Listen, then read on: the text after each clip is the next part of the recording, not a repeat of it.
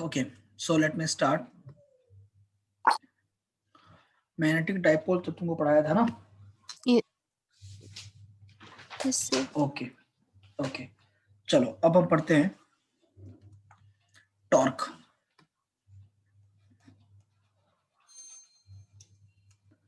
Torque on a current carrying loop.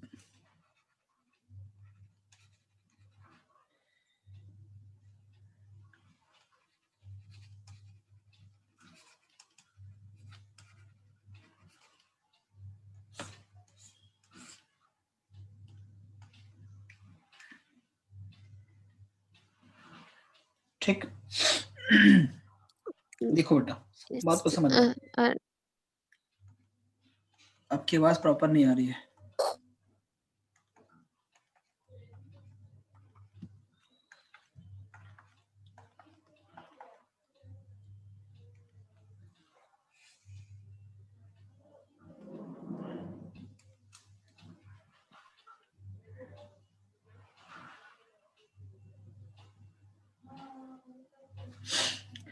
देखिए, let us suppose एक current carrying coil है, carrying a current I. Okay, sir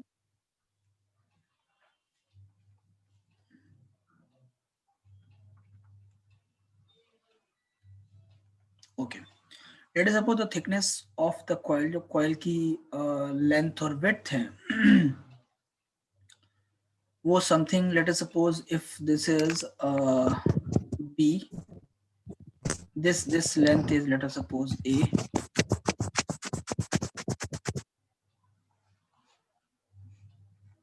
ठीक, and similarly this will be, sir and the above this one left side will be a, ठीक।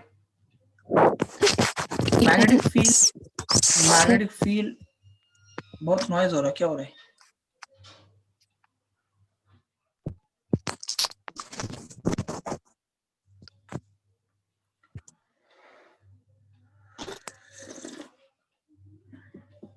Magnetic field is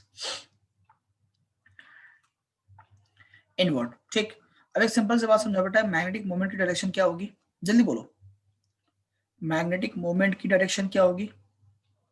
मैंने क्या बोला है? Magnetic moment direction के लिए आप अपने फिंगर्स को कर्ल करो in the direction of current, you will get the direction of magnetic moment bye in the direction of your thumb. तुम्हारी आवाज बिल्कुल भी नहीं आ रही है, बहुत ज्यादा नॉइज हो रहा है, पता नहीं, I don't know what happening.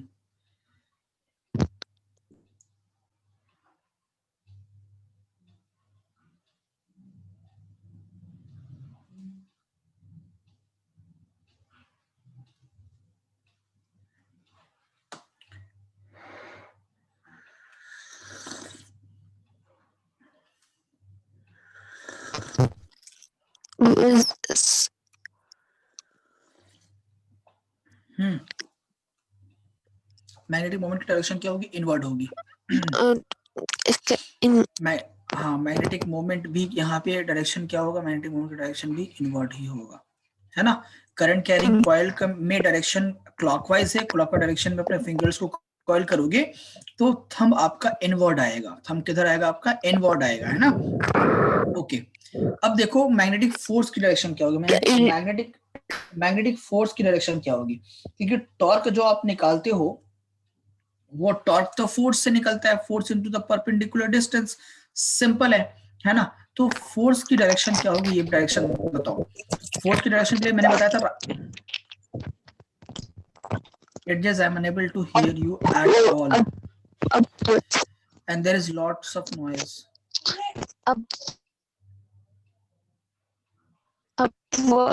हाँ, फोर्स की डायरेक्शन अपवर्ड होगी इस वाले लूप के ऊपर। और ये फोर्स की वैल्यू क्या होगी? फोर्स की वैल्यू क्या होगी? फोर्स इक्वल टू क्या होता है? फोर्स इक्वल टू होता है B I B L, force equal to I B into L sine theta. और यहाँ पे थीटा कितना है? थीटा यानी कि करंट और मैग्नेटिक फील्ड के बीच एंगल 90 डिग्री है, तो यहाँ पे होगा आई बी इंटू एल, ठीक है। और आई इंटू बी यानी कि मैग्नेटिक फील्ड यानी कि बी, और एल की वैल्यू की यहाँ पे कितनी है? बी है। यहाँ पे लेंथ ऑफ कंडक्टर कितना है? बी है, तो ये होगा I into B into B, ठीक है, तो I into B into B, ठीक। अच्छा, इस वाले एंड पे फोर्स की डायरेक्शन क्या होगा, ये होगा राइट हैंड साइड में, using right hand palm rule, field inside, current downward, तो force will be this one, I B into A, ठीक है। यहाँ पे फोर्स होगा आई इंटू यहाँ पे भी डाउनवर्ड्स, बी इंटू बी, यहाँ पे फोर्स कितना होगा leftward, I into B into A, ठीक। अब सिंपल सी बात समझो कि इन चारों कॉर्नर पे फोर्स जो है अलग अलग दिशा में, और फोर्सेस इक्वल है, ऑपोजिट है, इक्वल है, तो नेट फोर्स की वैल्यू क्या हो जाएगी, जीरो हो जाएगा। जब नेट फोर्स जीरो होगा सर, तो नेट करंट की वैल्यू कितनी, नेट टॉर्क की वैल्यू क्या होगी, नेट टॉर्क की वैल्यू क्या होता है, फोर्स इनटू परपेंडिकुलर डिस्टेंस। अगर फोर्स ही जीरो है तो नेट टॉर्क भी जीरो, नेट टॉर्क भी जीरो, कोई दिक्कत नहीं है। यहां तक तो किसी को कोई दिक्कत नहीं होती है। प्रॉब्लम तब होती है when you rotate the coil, but when the coil is rotated by theta, जब कॉइल को थीटा एंगल से रोटेट कर दें तब जाके प्रॉब्लम शुरू होती है, तब टॉर्क निकालना हमें पड़ता है।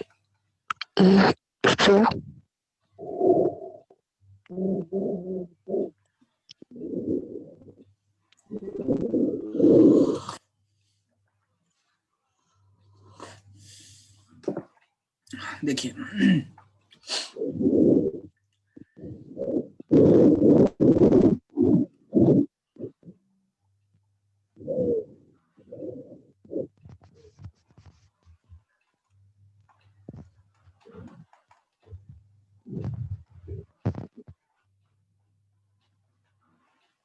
शुरुआत में कॉइल आपका ऐसे ही था, अब हमने कॉइल को थोड़ा सा थीटा एंगल पे रोटेट कर दिया।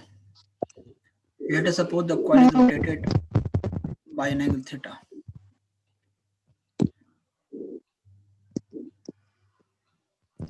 मैंने इस कॉइल को थीटा एंगल पे रोटेट कर दिया, ठीक है। पहले कॉइल कुछ यूं था, अब कॉइल को मैंने थीटा एंगल घुमा दिया, यहाँ से थीटा एंगल घुमा दिया, ठीक। अब जब थीटा एंगल घुमा देंगे बेटा, तो एक बात समझो, इसमें कोई दिक्कत नहीं है कि जो अपवर्ड फोर्स इसके ऊपर लगेगा, F इज इक्वल टू, मैंने जो बताया था that F is equal to I into capital B into B, और जो डाउनवर्ड इस पे जो फोर्स लगेगा F is equal to I into capital B into B, इसमें कोई दिक्कत नहीं। इसके लिए फोर्स, इसके लिए एडजस्ट माइक ऑफ कर लो अपना, इट इज वेरी नॉइजी, ठीक है। तो ये दोनों फोर्सेस एक दूसरे को बैलेंस करते होंगे, ठीक है। लेकिन इस एंड पे जो फोर्स लगता होगा अभी, और इस एंड पे जो फोर्स लगता होगा अभी, देखो करंट का डायरेक्शन तो स्टिल सेम है, ये आई अपवर्ड, ये आई, ठीक है। एंड इसके बाद फिर ये आई और ये आई, ये जो दोनों फोर्सेस है ना, क्योंकि कॉइल को हमने रोटेट किया, अब रोटेट करने के बाद ये जो फोर्स इंटू आई इंटू बी इंटू ए आएगा, और ये जो फोर्स आई इंटू बी इंटू ए आएगा, इक्वल होने के बावजूद ये टॉर्क को जीरो नहीं कर पाएंगे। क्यों नहीं कर पाएंगे? टॉर्क जो होता है वो रोटेटिंग इफेक्ट होता है। तो अब देखो लाइन ऑफ एक्शन दोनों का सेम नहीं है। आपका ये जो कॉइल है वो ये कुछ घूम चुका है, ये कॉइल जो है ये कुछ घूम चुका है, ठीक है। ये फोर्स कहीं इधर लग रहा है, ये फोर्स कहीं यहां लग रहा है, लाइन ऑफ एक्शन सेम नहीं है। तो अब ये कॉइल जो है ये तुम्हें तुम्हारे टॉर्क के लगने से ये कॉइल जो है कुछ घूमेगा ऐसा, टॉर्क प्रोड्यूस होगा। नेट टॉर्क की वैल्यू इस बार जीरो नहीं होगी। नहीं मैग्नेटिक फील्ड का डायरेक्शन क्या बेटा, थीटा है, इनवर्ड है। मैग्नेटिक फील्ड का डायरेक्शन क्या है, इनवर्ड है। करंट का डायरेक्शन, अच्छा मैंने करंट का डायरेक्शन पिछली बार कैसा लिया था, क्लॉकवाइज लिया था, तो करंट को क्लॉकवाइज रखो एंड उसमें उल्टा मत करो।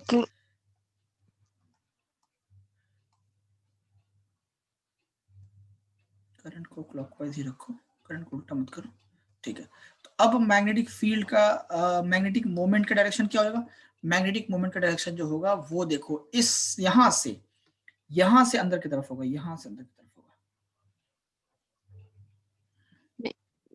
मैग्नेटिक फील्ड तुम्हारा इनवर्ड है, अंदर की तरफ है, ठीक है, अंदर की तरफ है। और तुम्हारा जो मैग्नेटिक मोमेंट है वो यहां से क्योंकि देखो अब कॉइल थोड़ा सा रोटेट कर चुका है, कॉइल जो है वो थोड़ा सा रोटेट कर चुका है।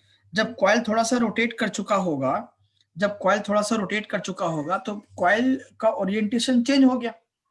तो अब मैग्नेटिक मोमेंट के लिए क्या होगा, right hand thumb rule use करेंगे। राइट हैंड थंब रूल को कैसे यूज करेंगे कि हम करंट कैरिंग कंडक्टर के करंट की डायरेक्शन में फिंगर्स को कर्ल करेंगे तो थंब जो होगा वो तुम्हारे मैग्नेटिक मोमेंट के टुवर्ड्स आएगा, मैग्नेटिक मोमेंट के टुवर्ड्स आएगा, ठीक बात है। सॉरी, थंब जो मैग्नेटिक मोमेंट के टुवर्ड्स आएगा, ठीक है, ओके। तो अब जो कॉइल जी तुम्हारा थोड़ा सा घूम जाएगा, यानी कि जो पेपर जो प्लेन रखा था पहले सामने थोड़ा सा घूम गया, तो मैग्नेटिक मोमेंट के डायरेक्शन में कॉइल हो जाएगा, कॉइल जो होगा वो थोड़ा सा टेढ़ा हो जाएगा।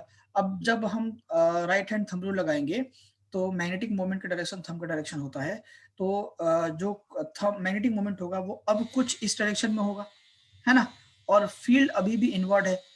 तो अब ये जो एंगल थीटा है, यही थीटा क्या इन दोनों के बीच में होगा क्या, बिल्कुल होगा। देखो ये फील्ड इनवर्ड है, फील्ड जो है वो अंदर की तरफ है, अंदर की तरफ है। और मैग्नेटिक मोमेंट जो है यानी कि कॉइल जो तुम्हारा वो कुछ ऐसा है, कॉइल कुछ यूं है ना, कॉइल कुछ यूं है, तो तुम्हारा मैग्नेटिक मोमेंट कुछ यूं हो चुका है। और जितना कॉइल घूमेगा उतना ही एंगल इनके बीच में होगा, उतना ही एंगल इन दोनों के बीच में होगा, फील्ड और मैग्नेटिक मोमेंट के बीच में ही उतना ही एंगल होगा। पहले देखो कॉइल और मैग्नेटिक मोमेंट और magnetic field B and M are along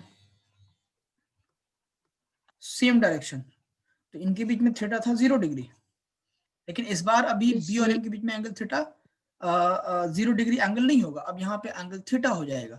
theta is the angle between B and M. जितना कॉइल रोटेट करेगा उतना ही एंगल बनेगा बी और एम के बीच में, ठीक है। तुम्हारा बी अंदर की तरफ है, ये मान लो ये प्लेन के अंदर की तरफ है, तो मैग्नेटिक मोमेंट कुछ यूं है, इनके बीच में एंगल थीटा, ये मैग्नेटिक मोमेंट है, ये मैग्नेटिक फील्ड है, इनके बीच में एंगल कितना, थीटा, सिंपल सी बात है। समझ पा रहे हो बात को,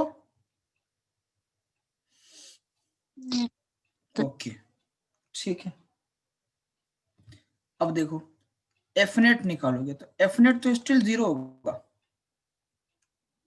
एफ नेट तो स्टिल 0 होगा, क्यों होगा, क्योंकि एफ एक्स भी 0 होगा, एफ अलॉन्ग वाई भी 0 होगा।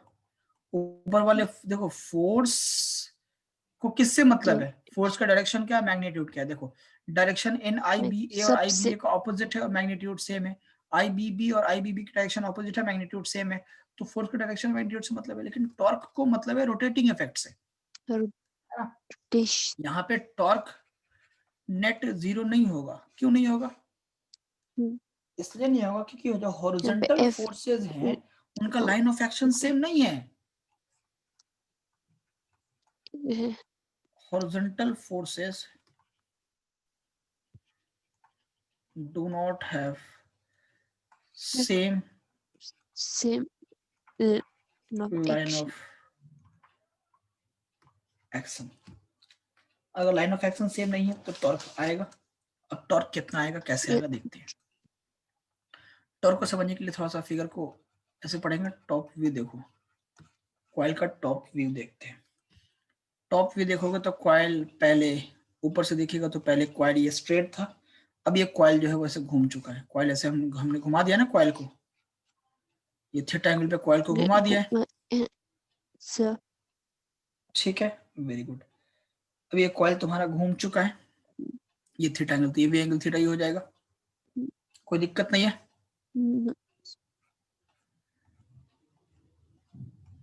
Very good. Yes. ओके, अब इनका जो टॉर्क हम निकालते हैं तो टॉर्क पे परपेंडिकुलर डिस्टेंस लेते हैं। देखो ये फोर्स F इक्वल कितना था, I into B into A, और ये फोर्स जो रोटेटिंग इफेक्ट पैदा करेगा F equal to I into B into Into A. A. ठीक है, Yes. ये ऊपर वाला जो था लेंथ, इसका मैग्नीट्यूड ये कितना था, ये b था ना, तो ये भी b हो जाएगा, तो ये b/2 और ये b/2। ठीक, B. ये एंगल थीटा, तो ये हो जाएगा b cos theta, b/2 cos theta, और ये बनेगा b/2 sin थीटा। वैसे ही इधर भी बनेगा b/2 cos थीटा, और ये बनेगा b/2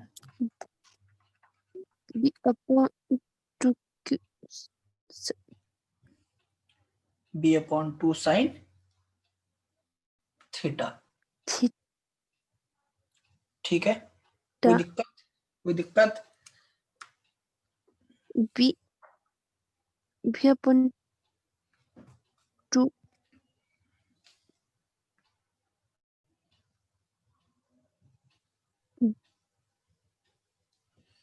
ओके, अब देखो दो फोर्सेस हैं IBA और IBA। ये जो वाला जो फोर्स है ये इस टाइप का ऐसा इफेक्ट देगा, और ये वाला फोर्स जो है वो ऐसा इफेक्ट देगा। ठीक, ये फोर्स जो है, ये वाला जो फोर्स है, ये फोर्स देखो, टॉर्क निकालोगे तो परपेंडिकुलर डिस्टेंस है ना, F इंटू परपेंडिकुलर डिस्टेंस है। देखो टॉर्क नेट जब लिखोगे आप T नेट इक्वल टू, तो F इंटू परपेंडिकुलर डिस्टेंस, दो फोर्सेस हैं तो फिर दूसरा भी F इंटू परपेंडिकुलर डिस्टेंस, तो F क्या था, I इंटू बी इंटू ए है। परपेंडिकुलर डिस्टेंस कितना है फोर्सेस का, वो हमको देखना पड़ेगा, परपेंडिकुलर डिस्टेंस कितना है। वो सिंपल से बात, देखो बेटा यहाँ पे फोर्स लग रहा है ना, तो यहाँ से ये डिस्टेंस कितना है,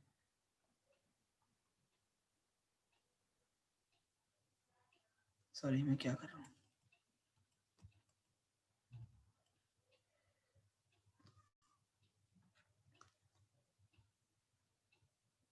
ये फोर्स और इसकी परपेंडिकुलर डिस्टेंस,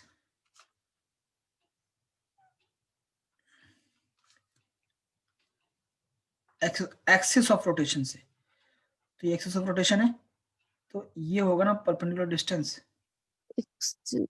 ये होगा ना परपेंडिकुलर डिस्टेंस। ठीक है, तो फोर्स ये कितना है, b/2 sin थीटा है ना, परपेंडिकुलर डिस्टेंस, और इसमें ये देखो एक्सिस से डिस्टेंस तो फोर्स का ये होगा, डिस्टेंस तो ये होगा, लेकिन परपेंडिकुलर डिस्टेंस कौन सा होगा, ये वाला होगा, है ना।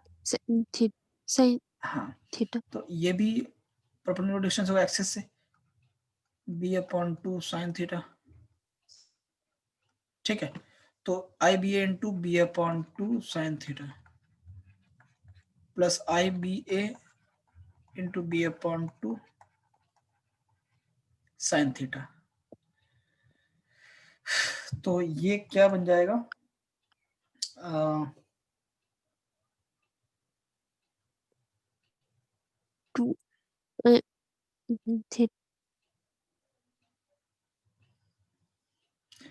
IBA कुछ कटने वाला तो है नहीं, IBA/2 तो ये बनेगा IBAB sin थीटा, ये तो बन जाएगा IBAB sin थीटा, तो अपॉन टू ऐड होके अपॉन 1 बन जाएगा ना, है ना, तो IBAB sin थीटा। इसको ऐसे भी लिख सकते हैं बेटा, torque net is equal to I into AB क्या है, AB क्या है, AB क्या है, देखो तो ध्यान से यहाँ पे अपने कॉइल को देखो, ये A अगर इस कॉइल का एरिया निकालोगे तो एरिया क्या होता है, A इंटू बी, AB हो जाएगा, रेक्टेंगुलर कॉइल था, तो torque net equal to AB, ये जो AB है तुम्हारा, ये A इंटू बी, इस AB को क्या लिख सकते हैं A, तो I capital A into B into sine theta, ठीक है। और आई ए बी यानी कि आई इंटू ए, आई इंटू ए क्या होता है याद है, मैग्नेटिक मोमेंट, तो M into B sine theta, capital M, M into B sine theta. अब समझ में आ गया कि एंगल किसके बीच में लेते हैं, मैग्नेटिक फील्ड एंड बी, यानी कि अब लिख सकते हो आप that torque, net torque equal to M cross B, B, M cross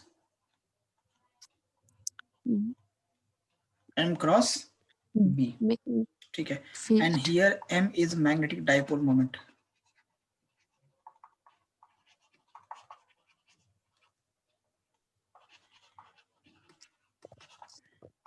and B is magnetic field. B is magnetic field and M is magnetic dipole moment. याद करो तुम्हारा इलेक्ट्रिक डाइपोल मोमेंट जब तुम पढ़े थे, जब तुम इलेक्ट्रिक डाइपोल मोमेंट पढ़े थे तुमको याद है, तो वहां पे टॉर्क का फॉर्मूला क्या आया था, टॉर्क इक्वल आया था P sin थीटा, तो P क्रॉस E आया था, याद है, P sin, याद है, याद है, yes sir, for electric dipole P sin theta P cross E, यानी कि torque is equal to P cross E, यानी कि electric dipole moment into electric field. यहाँ पे torque is equal to M cross B, यानी कि magnetic dipole moment magnetic into dipole magnetic field. field. ये बात समझ, I, हाँ yes, हाँ। yes sir, same अगर है. कॉइल के मान लो n टर्न्स होंगे, if n turns of coil then T is equal to n into IAB sin Sin theta, theta. ठीक है, n into Okay, IAB yes. sin theta. Sin, अब देखो torque maximum कब होगा, जब थीटा मैक्सिमम होगा, और थीटा यानी कि जब टॉर्क मैक्सिमम कब होगा, जब साइन थीटा मैक्सिमम होगा, और साइन थीटा मैक्सिमम कब होता है, जब थीटा 90 डिग्री होता है ना, जब थीटा 90 डिग्री होता है, जब साइन थीटा मैक्सिमम होता है, ठीक। yes sir. यानी कि थीटा 90 मतलब क्या है कि जब m परपेंडिकुलर होगा मैग्नेटिक फील्ड के, तो टॉर्क मैक्सिमम होगा, और टॉर्क मिनिमम कब होगा, जब साइन थीटा मिनिमम Zero, होगा, sin और zero, मिनिमम कब होता है, थीटा बराबर 0 डिग्री पे, sin, ठीक है। sin, तो जब जब मैग्नेटिक मोमेंट और मैग्नेटिक फील्ड एक दूसरे के पैरेलल या एंटी पैरेलल होंगे, तब ये होगा, क्या हो गया, yes, मैग्नेटिक मोमेंट और मैग्नेटिक फील्ड एक दूसरे के पैरेलल, एक मिनट,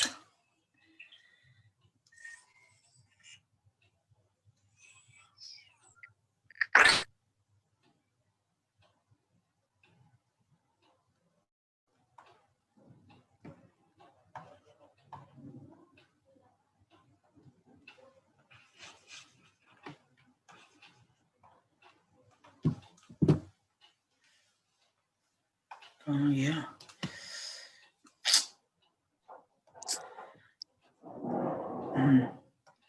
तो मैग्नेटिक मोमेंट और मैग्नेटिक फील्ड एक दूसरे के पैरेलल होंगे, या मैग्नेटिक मोमेंट और मैग्नेटिक फील्ड एक दूसरे के एंटी पैरेलल होंगे, anti parallel. ऐसे केस में टॉर्क जो होगा वो मिनिमम होगा। आई बात समझ बेटा, या नहीं आई, बोलो, नहीं आई ना, I sir. बहुत बढ़िया। Last topic of the chapter is moving coil galvanometer. Finally सबसे बड़ा चैप्टर आपके पूरे 12th क्लास का यही है, मूविंग कॉइल गैल्वेनोमीटर।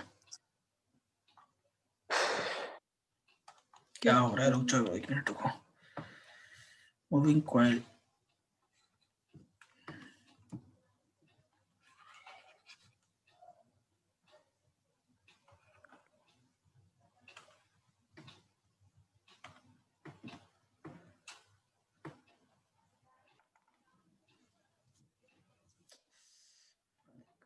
क्या हो गया?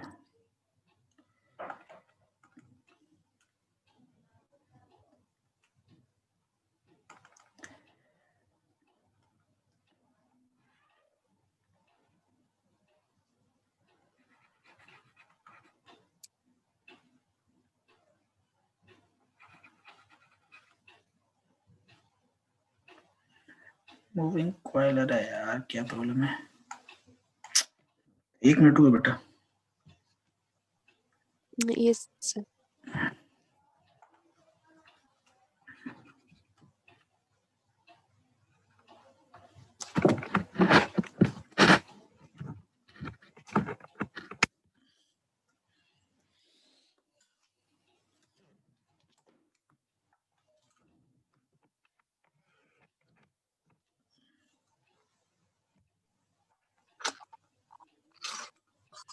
Moving coil galvanometer.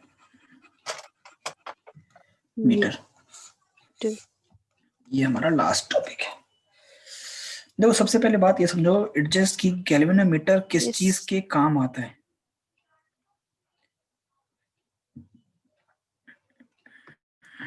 ठीक, गैल्वेनोमीटर का काम है करंट को डिटेक्ट करना. गैल्वेनोमीटर का काम है करंट को डिटेक्ट करना, ना ही कि Detect, करंट को मेजर करना. indicate करता है. एग्जैक्टली इंडिकेट करता है. गैल्वेनोमीटर का काम है, ठीक है, it is device Electric. that detects the presence of current.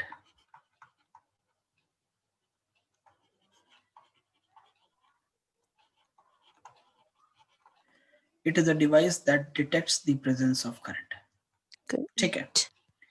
So it is difficult. This device is just used as a detecting instrument, detecting device, not as a measuring device. ठीक है. But the question arises कि ये काम कैसे करता है, ये behave कैसे करता है, ये कैसे डिटेक्ट करता है करंट को, ये कैसे करंट को डिटेक्ट. अच्छा, इसमें एक और कंडीशन है कि it is a device that detects the presence of current. कौन सा करंट है? Small current. ऐसा नहीं है कोई बहुत हेवी करंट पावर प्लांट से बहुत हेवी करंट प्रोड्यूस हो रहा है, उस करंट को डिटेक्ट करता है, ऐसा नहीं होता. It detects the presence of small current, very small current. ठीक है. Sir.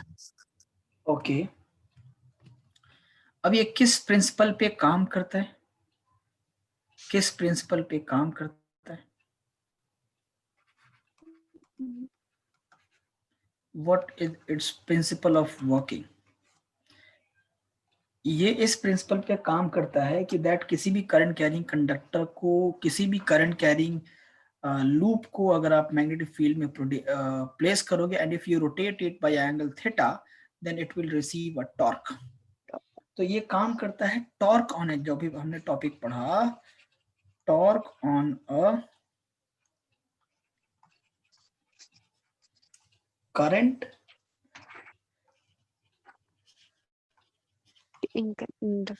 carrying loop placed in a magnetic field. Current placed in a magnetic field. field. ठीक. how it works on this, ये कैसे काम करता है? देखो, what we do that we choose a coil, या we chose a coil, लिखो, a coil having many turns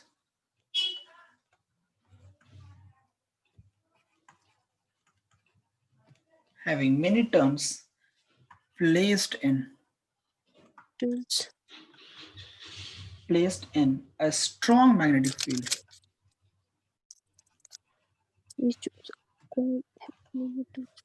Strong magnetic field. ठीक. Placed in a strong magnetic field. ठीक. When the current to be measured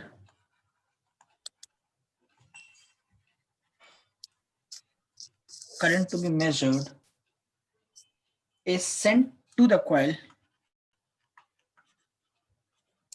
When the current to be measured is sent to the coil, जब जिस current को major करना है, जब उस coil के अंदर हम करंट डालते हैं, करंट देते हैं, yes, sir. तो क्या होता है? A torque acts on coil, a torque acts on coil, ठीक है, एक कॉइल पे टॉर्क एक्ट करता है, and we use a pointer,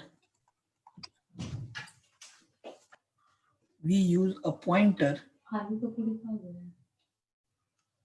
तो जब क्या बना दे सब तो पड़ी है। 1 मिनट रुको।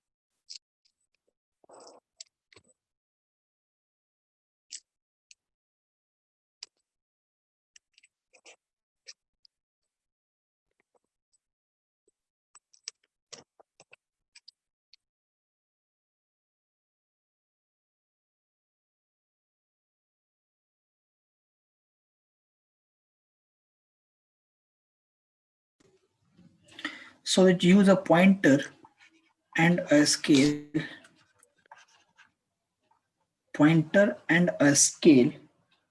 to obtain this rotation,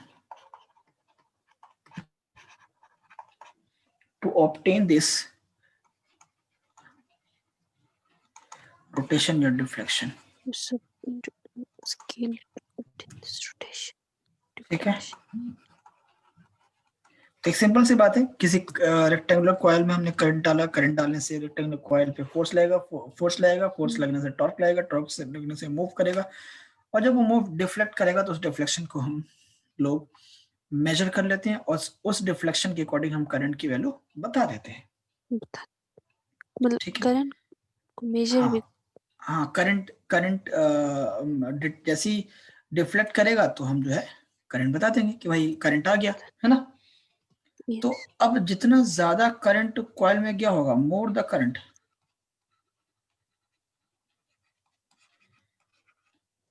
उतना ही ज्यादा टॉर्क लगेगा, yes,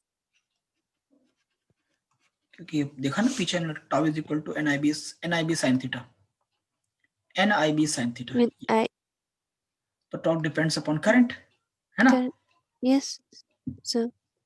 More the current, more is torque, and if more is torque, then more is deflection.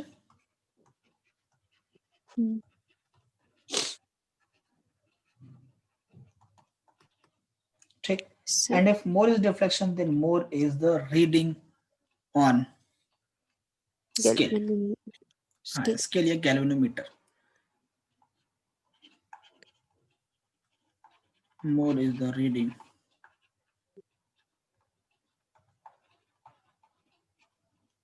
scale। तो अब करंट डिटेक्ट करना था हमको, हमने डिफ्लेक्शन डिटेक्ट कर लिया, डिफ्लेक्शन फास्टर हुआ मतलब कि करंट ज्यादा था, डिफ्लेक्शन स्लो हुआ मतलब कि करंट स्लो था। Current small. सिंपल, आए समझ में। Yes. अब सवाल ये होता है कि कैसे करंट सेंसिटिविटी, कैसे वोल्टेज सेंसिटिविटी, ये जो मैंने पढ़ाया, ये कुछ इससे क्वेश्चन नहीं आते। क्वेश्चन आते हैं कि करंट सेंसिटिविटी कैसे निकालेंगे, यानी कि गैल्वेनोमीटर कितना सेंसिटिव टुवर्ड्स द करंट है, कितना सेंसिटिव टुवर्ड्स द वोल्टेज है, वो निकालना होता है। उसके लिए हमें इसका कंस्ट्रक्शन और वर्किंग पढ़ना पड़ेगा। Let us come to the construction of moving coil galvanometer. Construction of moving coil galvanometer.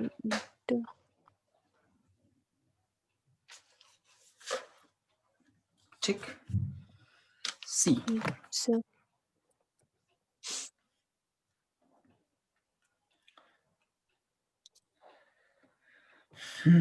करते क्या है देखो कैसे बनाते हैं गैल्वेनोमीटर। टिक टिक टिक टिक टिक यहाँ से तो टॉर्क यूज कर लेते हैं।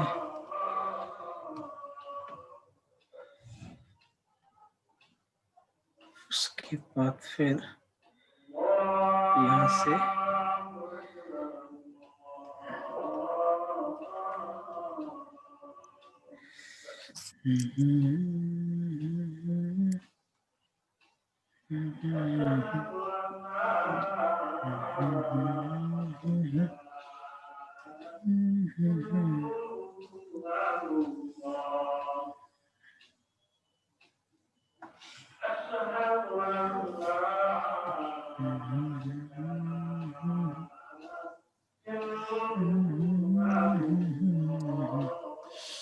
ओके।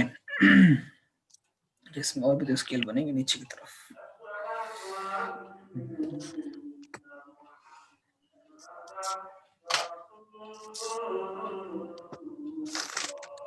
सिंपल देखो देखो एडजस्ट देखो।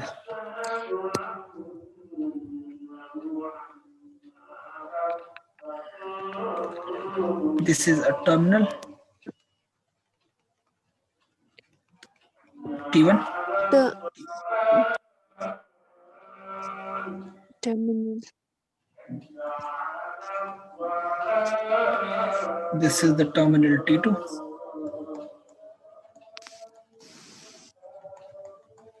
Check. This is a magnet.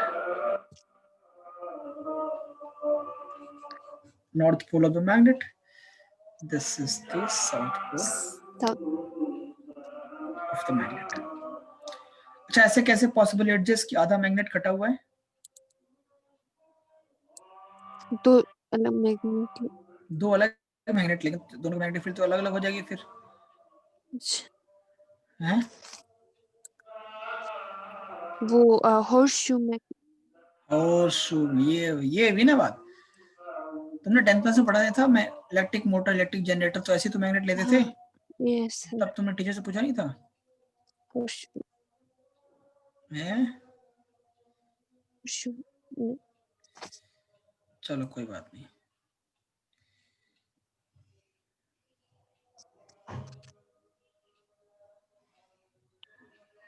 तरीके बहुत सारे टर्न्स होंगे कॉइल के। सर।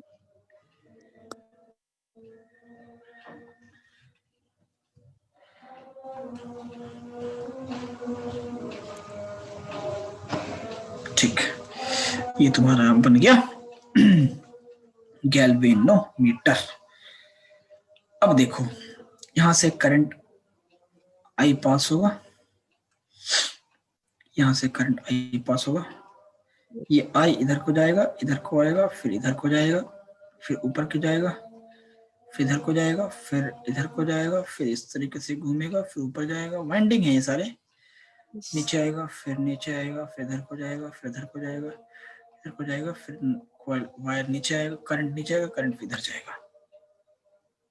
ठीक yes sir. Okay okay. Magnetic field lines कैसी होंगी बेटा? South north. South to north, north. North to south ना, बाहर। नॉर्थ टू साउथ ना। Yes sir. ये मैग्नेटिक फील्ड लाइंस होंगी।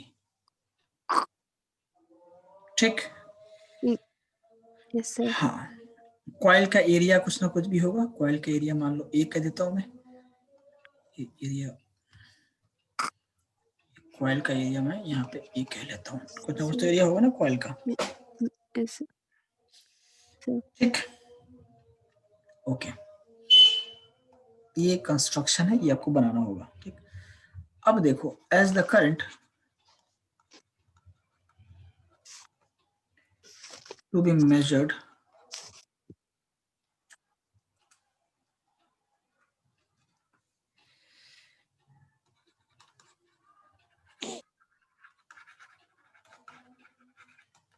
is sent to the coil, a torque acts on coil. ठीक, and torque का फॉर्मूला क्या बेटा, हमने पढ़ा था पीछे, NIAB in a sin पढ़ा था ना। theta, यहाँ पे N क्या था, number of टर्न्स। यहाँ पे I क्या था, current in the coil, current in each coil, current in each coil. और यहाँ पे B क्या है, मैग्नेटिक फील्ड, मैग्नेटिक फील्ड। और यहाँ पे थीटा क्या है, angle between vector M and vector B। यहाँ पे मैग्नेटिक मोमेंट तो नहीं, यहाँ पे एरिया वेक्टर मान लो, area vector A and vector B।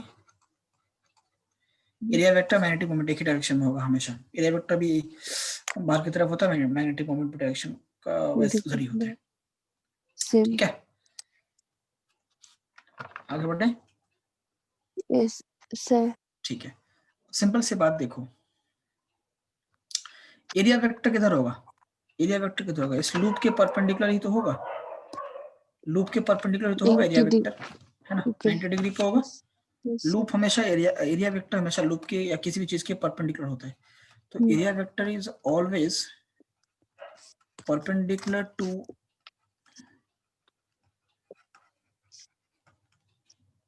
Plane of loop. तो T equal tau equal to NIAB sin 90 degree, NIAB है ना। Yes sir. अभी 90 डिग्री मत यूज करो, देखो साइन थीटा। ठीक, तो torque is equal to NIAB। Okay, IAB, तो IA क्या था, मैग्नेटिक मोमेंट था, इसको हमने कहा था NIA को हमने मैग्नेटिक मोमेंट कहा था, तो ये होगा MB साइन थीटा हो जाएगा। ठीक है, कोई दिक्कत नहीं है। नो, ये जो वायर हमने यूज किया, बड़े पतला बारीक वायर यूज किया है, this wire is a fine wire, ये वाला, हाँ जो कॉइल वाला है। ठीक है, it is a fine wire, fine wire, पतला सा वायर है। ठीक है, यस सर। ओके। अब क्या होगा, जैसे ही कॉइल रोटेट करेगा, as the coil rotates, the fine wire, यहाँ पे जो फाइन वायर है एंड Yes, sir. स्प्रिंग कौन सी है, ये वाली,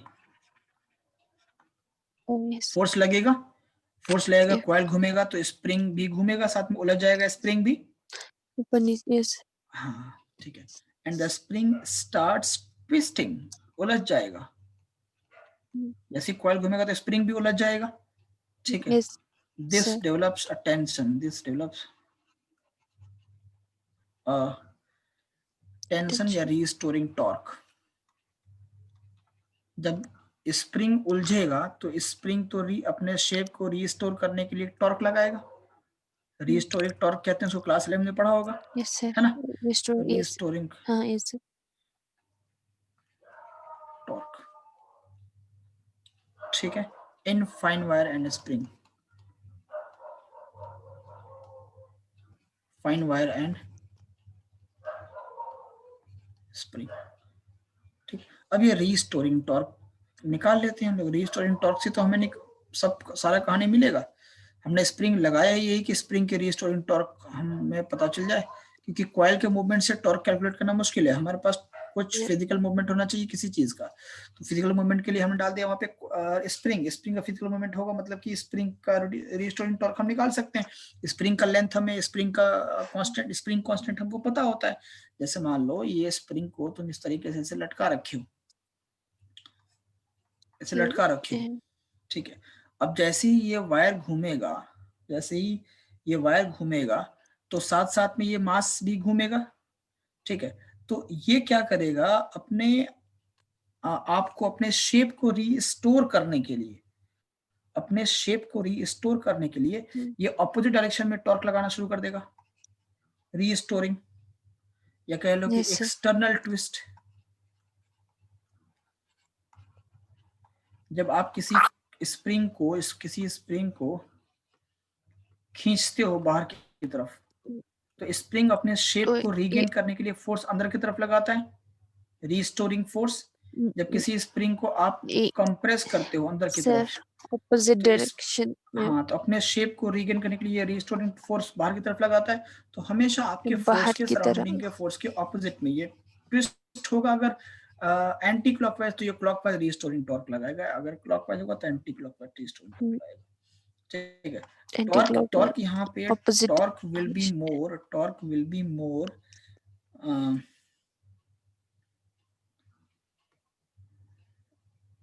when the twist is more. when the twist is more torque simple, जितना ज्यादा ट्विस्ट होगा उतना ही ज्यादा टॉर्क लगेगा, रीस्टोरिंग टॉर्क लगेगा। ठीक है, और रीस्टोरिंग टॉर्क को यहाँ पे हम सर लोग कहते हैं टॉर्सिनल स्ट्रेंथ। क्या कहते हैं? Torsional strain, torsional strain. Torsional strain. ठीक है, एंड इस रीस्टोरिंग टॉर्क का जो फॉर्मूला होता है वो होता है C/5। अब बोलोगे सर C क्या है? C/5। C का मतलब है C is called as torsional constant.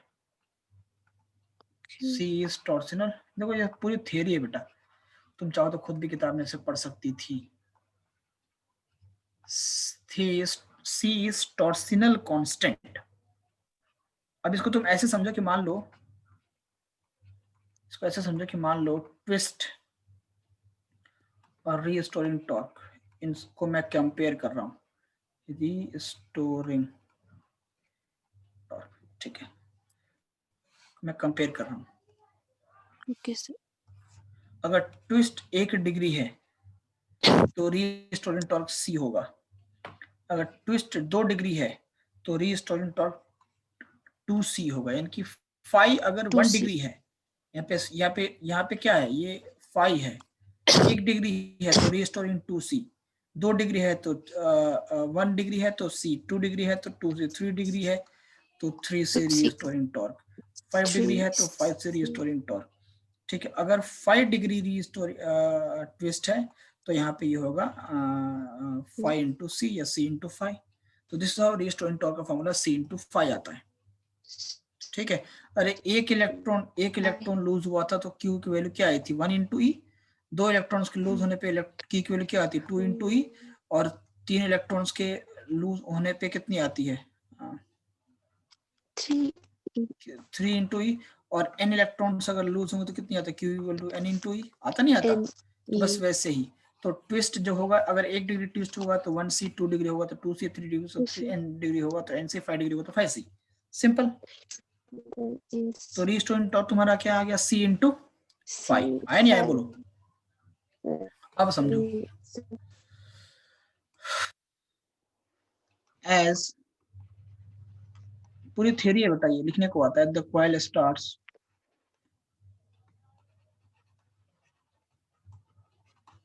rotating, restoring torque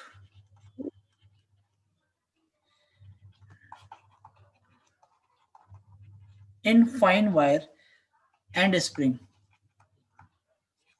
Fine wire and spring keeps increasing.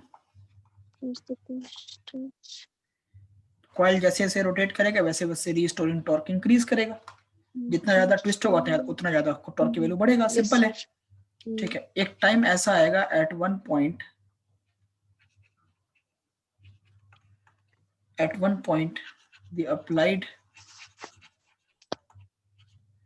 the applied torque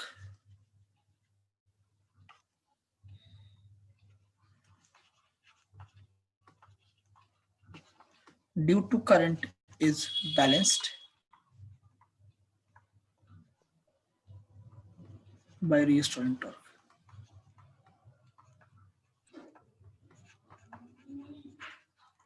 जैसे जैसे रोटेशन या ट्विस्टिंग बढ़ेगी वैसे वैसे रीस्टोरिंग टॉर्क बढ़ेगा।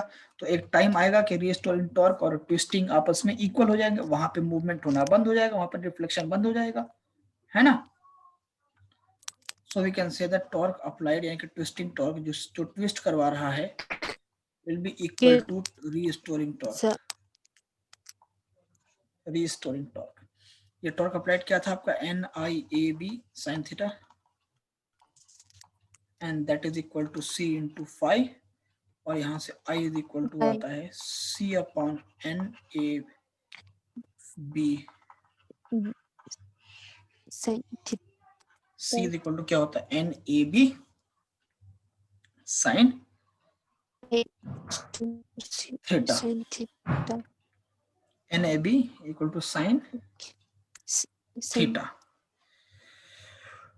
अब हमें क्या चाहिए, देखो हमें रिलेशन क्या चाहिए था, देखो रिलेशन क्या चाहिए था कि करंट ज्यादा हो, करंट ज्यादा हो तो डिफ्लेक्शन ज्यादा हो, deflection करंट ज्यादा हो तो डिफ्लेक्शन ज्यादा हो। तो हमें करंट और फाई के बीच में रिलेशन चाहिए, करंट और फाई के बीच में रिलेशन चाहिए। फाई तो यहाँ पे देखने को नहीं, देखो यहाँ पे फाई तो हमको दिख रहा है कि that I is equal to C upon NAB sin theta, C phi upon NAB sin theta मिल रहा है। अब देखो यहाँ पे C तुम्हारा रीस्टोरिंग टॉर्क, ये तो टॉर्सनल स्ट्रेंथ कांस्टेंट है, N तो कांस्टेंट होगा, A कांस्टेंट होगा, B कांस्टेंट होगा, क्या बचेगा sin थीटा। तो यहाँ पे ये भी तुम लिख सकते हो that I is proportional to phi upon sin theta. दिख रहा है, दिख रहा है हमको साफ साफ, ठीक है, इसमें कोई दिक्कत की बात नहीं है, ठीक। हमें हमारा जो मोटिव है, हमारा जो मोटिव है वो ये है कि करंट की वैल्यू ज्यादा हो तो यहाँ पे डिफ्लेक्शन भी ज्यादा हो, इनकी I should be proportional to phi. लेकिन थीटा यहाँ पे है कि गड़बड़ कर रहा है, थीटा जो है कि उसको कम करने लगेगा, थीटा कम करेगा ना, फाई बढ़ाएगा थीटा कम करेगा उसको। यानी कि ये जो तुम्हारी स्केल है, ये तुम्हारा हमारा स्केल है, यहाँ पे तुम्हारा इस तरीके से ये कॉइल लटका हुआ है, ऐसे ऐसे ऐसे ऐसे ऐसे ऐसे ऐसे ऐसे ऐसे जो भी है ऐसे लटका हुआ है, ठीक। अभी जैसे कॉइल, जैसे मान लो कॉइल को मैंने थोड़ा सा इसको घुमा दिया,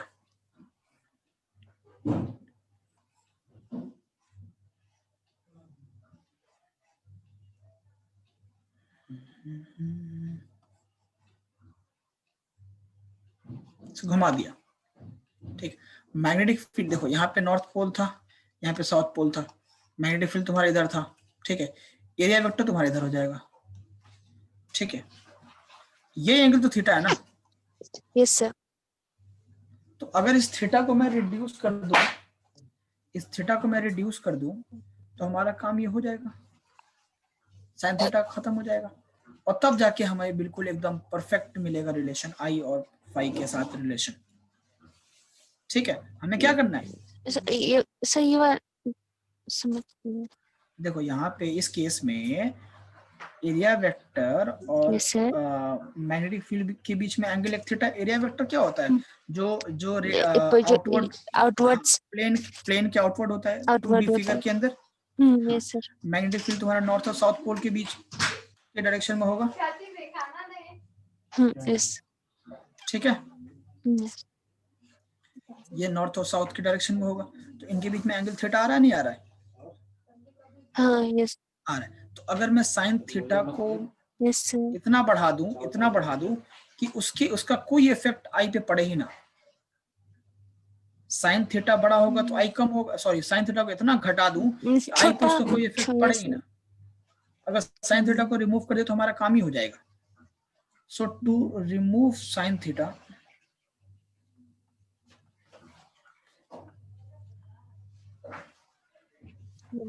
यूज रेडियल फील्ड।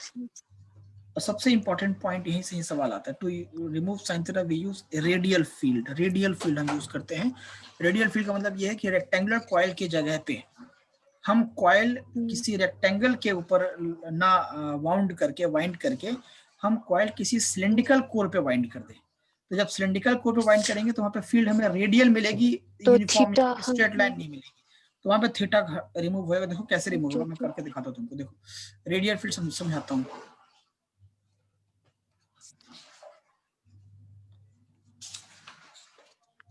अभी इसमें तीन चार चीजें मतलब कि 1-2 पेज और लगेगा, तो तुमको पढ़ा दूं या छोड़ दूं? तो क्लास है अभी तुम्हारी? वो हाँ यस सर। तो बताओ क्या, हाँ सब पढ़ा दूं या छोड़ दूं? सर अभी फिर वो क्लास के लिए बुला रहे हैं सर। ठीक है तुम जाओ क्लास करो, मैं जो है कि छोड़ देता हूँ, ठीक है।